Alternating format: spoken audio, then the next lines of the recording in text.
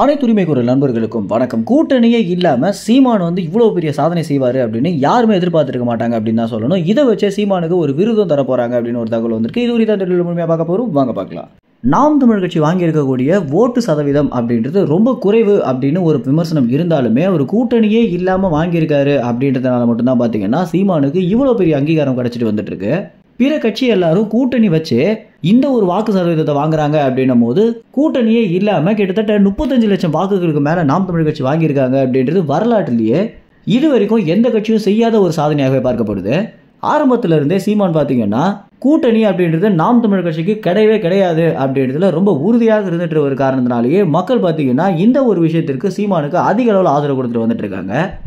ஏன்னா பிற கட்சி எல்லாத்தையும் விமர்சனம் பண்ணிட்டு இவரே போய் கூட்டணி வச்சாரு அப்படின்னா எந்த கட்சியுமே மதிக்க மாட்டாங்க அப்படின்ற ஒரு காரணத்தினாலையும் நாம் தமிழர் கட்சியுடைய முதல் கொள்கையே இவ்வளவு ஊழல் பண்ற கட்சிகளை எதிர்த்து தனியாக நின்று போராடி எப்படியாச்சும் தமிழ்நாடு கைப்பற்றி தமிழ் தேசிய அரசியலை நிலைநாட்டுறோம் அப்படின்றதுல ரொம்ப குறியாக இருந்துட்டு இருக்காங்க அப்படின்னு தான் சொல்லணும்.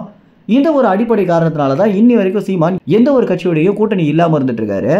இப்படி கூட்டணி இல்லாமலே மாநில கட்சியாக அங்கீகரிக்கப்பட்ட கட்சியாக நாம் தமிழர் கட்சி மாறி இருக்கு.